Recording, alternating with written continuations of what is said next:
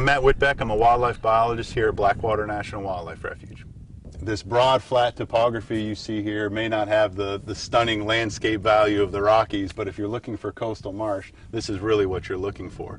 If the refuge system is going to be successful in providing the habitats for plants, fish, and wildlife that we're here, that we were established to protect for us and future generations, we have to come up with ways of essentially adapting to these changes that we're seeing on the landscape. When we look at our management tools, we essentially group them into four broad categories, or essentially adaptation strategies. First and foremost, we need to learn how to facilitate the natural migration of marsh across the landscape. The second thing is trying to increase the quality of the shallow open water habitat that's being created. We're looking at ways of essentially managing the existing marshes the best we can to try to hang on to the existing marshes or the remnant marshes as long as possible, manage them to the best of our ability. And the last thing is, where it's feasible, essentially full restoration of marshes. Clearly, facilitating the natural migration of marsh is going to be the single most important strategy.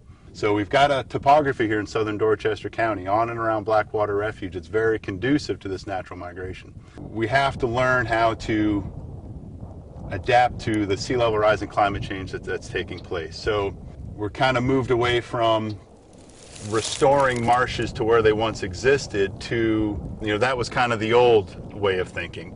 Now we're kind of thinking it's not so much restoring that pre-colonial condition, but just maintaining the ecological functions that were present on the landscape. So we don't need to have marsh in the exact same square foot that it once occurred, but ensuring that there is marsh habitat on the landscape, somewhere on the landscape, to provide the ecological function that was there pre-colonial. So it may sound like a subtle shift, but it's an extremely important shift in the way we think about managing our lands.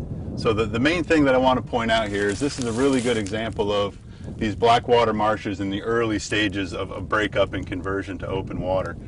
But if you look closer, if you really kind of get down and start looking at the surface of this marsh, you can see it's beginning to break up and fragment.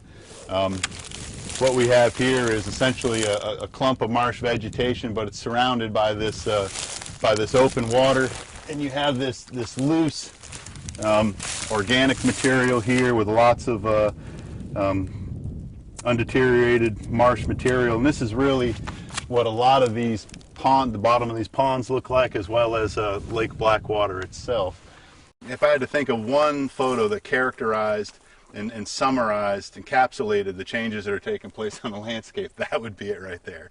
Stumps in a pond.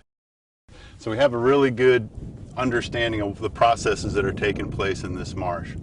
We know that we have localized sea level rise rates of about 3.5 millimeters a year. We also have a fairly high rate of subsidence here. So essentially the marsh is sinking slowly over time.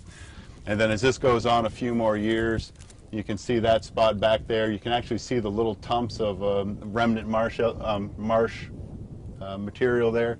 That's kind of the next stage. So this here close will slowly convert to that, and that'll convert to that larger pond we see in the back.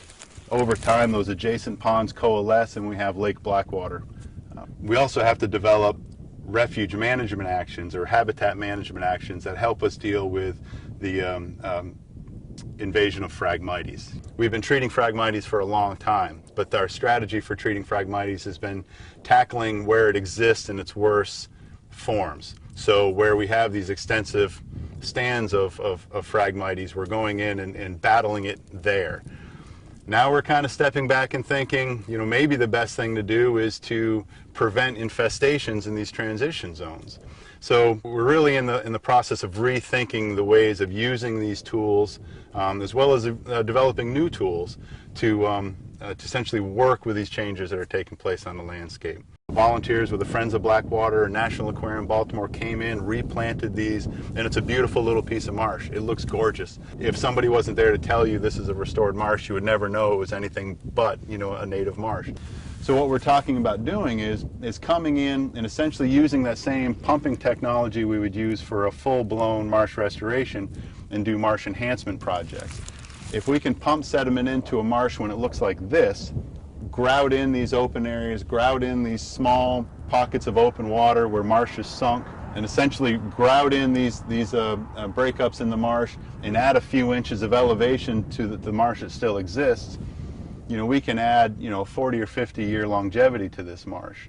Now that we know these marshes are sinking and we know the fate of this marsh if we don't deal with it, we can use some of those technologies in a new way that make it more economical.